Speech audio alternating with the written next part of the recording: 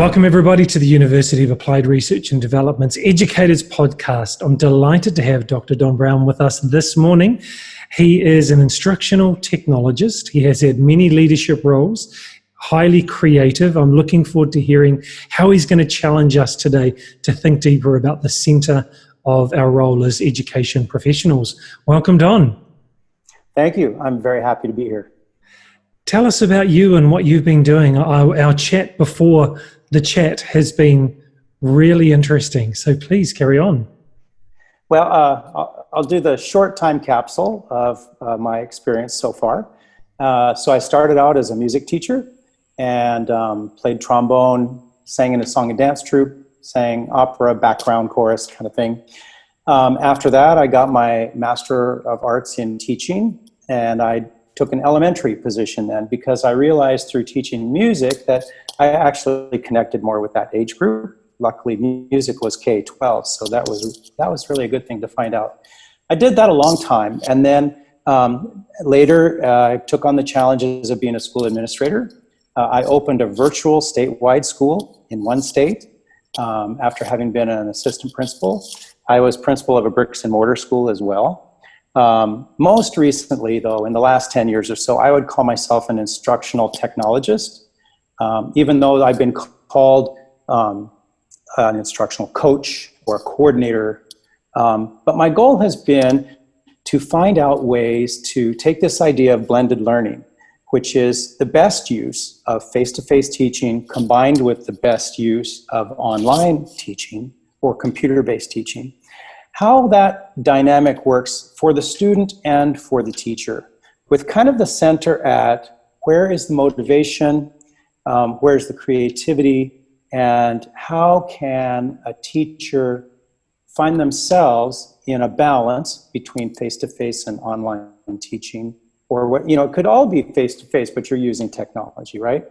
And so that's kind of what I've been examining in the research and presenting at conferences is what motivates people in a blended learning environment, whether they are the teacher or the student.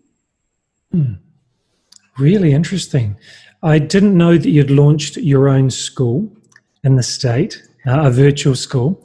I have experienced launching a bricks and mortar school and being the board chairman, and I found it invigorating, exciting and challenging. From your perspective, because you're coming from a different perspective as a virtual school. So what were some of the big challenges that you had to wrestle with when establishing a virtual school? Yeah, it was quite an adventure. I had been an assistant principal in Oregon, where I live now, and the school, a lot of statewide schools, statewide virtuals in the United States are sponsored by a corporation because the corporation provides the learning management system and the content that's in the learning management system. So in my case, the corporation said, hey, you've done pretty well here in Oregon. We want you to open a new school in South Carolina. And so packed everything up, moved over to South Carolina. The thing that's similar to opening a bricks and mortar school would be that I did get to interview all the staff and hire the staff. And you know how exciting that can be because you're trying to put together a team of people that complement each other so that you can let them develop their unique strengths even more and run with that for the betterment of the school. So that was kind of the same, but then we're all in an office building sitting together in cubicles. I do have an office, but everyone else has kind of a workstation. And so, and then we had so much data that a bricks and mortar school would never have. We knew how long the kids were online. We knew how many lessons they were completing. We got feedback from the parents that was all written. And so it was kind of a tightly knit system. The other thing that was really different was I had to work directly with the State Department of Education to get the school credential because it was such a new thing. And normally as a principal, you're dealing with your own central office. I was dealing with the State Department of Education to make sure that we were dotting our I's and crossing our T's as far as all the requirements that they had. Once the school was up and running, it felt pretty much like a bricks and mortar school in that we had special events. Of course, we had to travel to all the corners of the state to see the kids, to do statewide testing. But at the end of the year, we had a wonderful arts festival in the state capitol, and we encouraged as many families to come as we could. And so the students presented art, and they had some social structured time together. It was really fun. That sounds great. How did you find it challenging? We were talking about what's the centre for teachers. What was your focus with the virtual school with increasing that recognition of the centre that you thought was important? Yeah, so what I want anyone who's studying education to think about is wherever you are and whatever kind of school you're in, what is at the center? In other words, the reason I was so excited to be part of the virtual school movement is that the virtual school movement is focused on individualization. And so we had a student that finished first grade in December. They went through all of the content, they got high scores, and we could let them move right on to second grade in December. Well, to me, that was huge. That was huge. That's like, this student is getting it, and we're a match for that student, right? And there were other students that we weren't such a great match for because they had distractions or weren't as independent or whatever they were. But what drew me to that was the center of that school was individualizing the curriculum. Sure, we still had to teach the same lessons, but we could go at any pace, we could go at any time of day. The students could log in any time of day, and they could study whether they were at home or whether they were in Bermuda, right? So any path, any place, any time, any space. That's that kind of education. Wow. So the individualization you found was the center. In traditional schools, obviously there's a few more challenges around timetabling and all of that. Because you have experience with PYP, that curriculum, that's not big in many countries around the world. So could you just share some of the differences that you saw and some of the benefits maybe with the IB curriculum? Sure, I'd be happy to. It's strange because throughout my career, I would find these things and they would resonate with me, and I'd want to go, oh, I wish I'd only found that 20 years ago, because I really like what's at the center. So if I were studying to get a master's now, I would want to be really clear on what my center was so I could look for educational opportunities that were a really good match. For example, going to the virtual school was one step in the right direction for me because it was individualized. The next step in the right direction was the primary years program from International Baccalaureate, because they focus on the student as the center, and they also focus on making the student an inquirer. They're in charge. They're the ones asking the questions. They're the ones guiding the investigation. And the teacher is creating an instructional model that says, okay, they have like 6 broad themes over the course of the entire year. And they're very broad, like where are we in place and time? And who are we? So the teacher kind of sets a stage for the student to be reflective on that question. Within that, they may say, okay, we're studying where we are in place and time. So coronavirus, hello, we're going to study the science of vaccines and stuff like that. And one student may say, you know what, this makes me interested in the next thing up, which might be microbiology. And so I'm going to study where we are with microbiology as well, and that's going to go into my independent portfolio.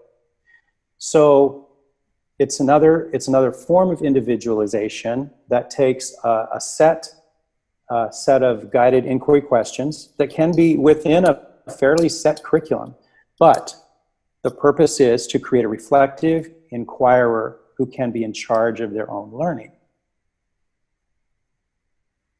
Yeah, that's very powerful. You know, and I have to say, I went to several of their trainings over the years. I was at 2 different PYP schools. They have a model for professional development that is totally constructivist for adults. What a breath of fresh air, instead of a PowerPoint and taking notes, right? I'm like, oh, they want me to do this work. I have to actually construct the model of this for this workshop that I'm in. And guess what? I'm working with other teachers who are PYP from all over the world. It's a wonderful, wonderful world of education. And it is international. And there again, if you are a natural inquirer kind of person. And if you like to travel, it's the ticket home. Right. Yeah. Being a New Zealand educator, I find that inquiry is really at the heart of the curriculum in New Zealand, the perspective, the pedagogy. And what I've heard and what I've seen of the IB program, it really is that. And so I think it's a great system, a great option for schools that wish to go that way of individualization and creativity and inquiry. Now, as a past state assessment specialist, tell us about that role and what you got to do in that role. Okay. I kind of stumbled into it. So, but the stumbling sort of made sense. So I had been teaching a 4th, 5th blended classroom, and I had a strong interest, this was fairly early on, in doing teacher professional development. And so the district central office said, okay, we will tap you to be a trainer for data teams way early on, before they were professional learning communities and all that. It was just how teachers looked at data. And so I got some special training. It might have been Stiggins at the time, I'm not sure. There's a couple different flavors of data-based, what did they call it? Data-driven teaching, data-driven education. Anyway, so I got some training, and then I got together with a group, and we developed professional development for our large district. Well, then I became a data guy. Okay, so what goes hand in glove with data is assessment. And so I was getting more and more involved in what does the DRA reading assessment measure well compared to a multiple choice assessment measure well. And then I ended up getting interested enough in it that I applied to get a PhD in ed leadership that had a focus in psychometrics. In other words, trying to measure what students know. And it was in science, which was even better because I have a lifelong hobby in science, in rocketry and plants and that kind of thing. So here I was, the state science assessment specialist for the Oregon Department of Ed. And we were doing something really weird, or not weird, but innovative at that time. And we were using this kind of math called Roche modeling. And what it does is it estimates probabilities. And so by estimating the probability of a student getting the correct answer, you can weight the value of each question. Furthermore, they had developed the statistics far enough out that you could take the statistical analysis of the wrong answers, and you could put in, say you put in one that was a common misconception, you would expect to see that get a certain statistic, you'd expect the answer to get a certain statistic. And so by looking at those, you could say whether the test item was really measuring what you wanted or not. And so it was an awesome job. I actually, I got an innovation award from the governor's office because I turned it into a professional development opportunity for teachers to write test items. And so we would go through the process and talk about sensitivity for all kinds of special needs students and different cultures. You have to do cultural sensitivity screening. But the bottom line was teachers learned better about how to measure what students know. And that was the part that I could buy into. Right. You've had a very varied career and different experiences where you've led in different situations. For our educators, we have people that are directors of very large schools. We have principals of smaller schools, heads of departments, and aspiring leaders who are teachers in the classroom. So what would you say would be 2 or 3 things that as they're building their career and moving forward that you'd encourage them to do, learn, or experience? Yeah. You know, it's so easy. Here we got so invested in the Common Core. I mean, on one hand, it is fantastic that everyone has kind of the same language and the same roadmap, but then we ended up testing it in a way that is far too detailed. We tried to make one test do too many things. And so I would say, don't ever forget, you get caught up in these things, testing and keeping your lesson plans up to date and keeping your grade book up to date. Oh my gosh, grade book, yeah. But if you know what is the center for you, what is the important part, what gives you passion, and you focus on that aspect of your job as a teacher. Teaching is fundamentally a creative process. absolutely creative. And if you don't see it as creative, then you're not doing it right, in my humble opinion. Because when you have a classroom and those kids come in, or if they're even adult learners in college, you can create a fantastic experience, or you can create a really kind of drudgery experience. But the creativity that you bring to the table is what's going to make the difference. So, for example, we've talked about the PYP program. Gaming. There's some fantastic software out there that will turn your classroom into Worlds of Warcraft. My favorite one, I'm going to even say it, it's called Classcraft. I've used it with a number of grade levels. And what is special about Classcraft, and I'm just speaking in gaming generally here, is that you can have the students in groups that are social.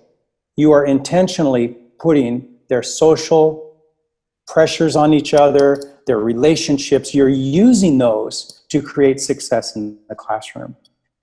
Some teachers would say, I don't want that kid with that kid because they really like each other. Well, I would say, no, those are the two that you want together, because they're going to work their tails off to beat each other, and maybe one's a warrior and one's a mage. And guess what? The mage can save the warrior if the warrior falls in battle. Okay, so that interdependence and that bond building is part of gaming that I really, really like. It's not just about getting points. It's about using gaming to create opportunities for relationships. And those relationships can be put to use to get motivation. And so ultimately, gamification can be a motivator. The other thing that I really want a clear message about while we're on software, that's a software. There's really clearly two flavors of software out there. And you need to be a smart consumer in your purpose for software. Now, there's a lot of software out there that will say, oh, the student sits in front of it, it gives them a placement test, and then off they go, lesson by lesson by lesson. Well, that is super. That's amazing. There's a book that was written decades ago called Education in Ecstasy. The author's last name was Leonard. He had this view, this was, I think, in the 60s, where a toddler would come into an education dome, and they would sit at a computer terminal. They would put a helmet on. The helmet would read their emotional state, and then call up the appropriate instructional lessons on the computer based on emotion and where they were academically. Well, we're on the verge of being able to do that now. But the teacher has to be the one that gauges the emotional connection. Wow. So, yeah, I know you got to read that book if you haven't. I highly recommend it. It's a short book, too. So if you take things like that software, which I would call diagnostic, prescriptive, or adaptive software, that's a tool for you. Is there any juice in that for kids? Usually no. Usually no. Now, granted, if they just have a customizable avatar, you're miles ahead. Just that one thing is very motivating for kids. Does it have a little store where they can buy things? Yeah, that's motivating. But what's the most motivating? Can they challenge the student across the room in their software as an avatar to a match or a game to improve their scores? Now that's really where we're headed. Again, leveraging the relationships along with the adaptive nature of the software. So for computer adaptive software, that's what I'm looking for. Now, in terms of all the other kinds of software that's out there, and there's so much to choose from, I would say if it's not adaptive and if it's not diagnostic and adaptive, it must be creative. So it could be your video creation software. It could be your writing software. But it should be something that the student can own. Now, as a New Zealander, you're right by Australia. I'm sure you know Martin Doughiamas, the founder of Moodle, or at least you've known of him. Absolutely. And Moodle, yeah, Moodle is, I have a picture of myself with Martin at a moot. But I think what would be so powerful, instead of Google Docs, which go away when the student loses their school email account, what if we had permanent Moodle accounts for students that they could keep their whole lives. And they learn how to care and nurture their Moodle instance. And they keep all of their portfolios, all of their examples of work, their history, and all of that in their own personal Moodle. As Moodle grows and changes, they learn about software. Wouldn't that be a great thing? The only thing you'd have to add then is some kind of social media platform, so that would be part of the mix too. But so something that gives students kind of a control over their collection of evidence, their collection of work, and something very creative like video, and even programming can be very creative if you get the right robot things and stuff like that. Okay, so I think that a lot of teachers don't make the distinction between the heavy lift software that is diagnostic prescriptive. What is the purpose? What is the center? Versus what is the purpose? What is the center of the creative software I'm using? Fantastic. Don, this has been incredibly interesting, and we've covered a range of different topics. I want to really thank you for your time. Thank you for staying up late, I would imagine, to be able to do this for us. It's going to be something that we're going to talk about in our group and in our class as well. Very, very interesting. Thank you so much for your time. It's been an honor, really.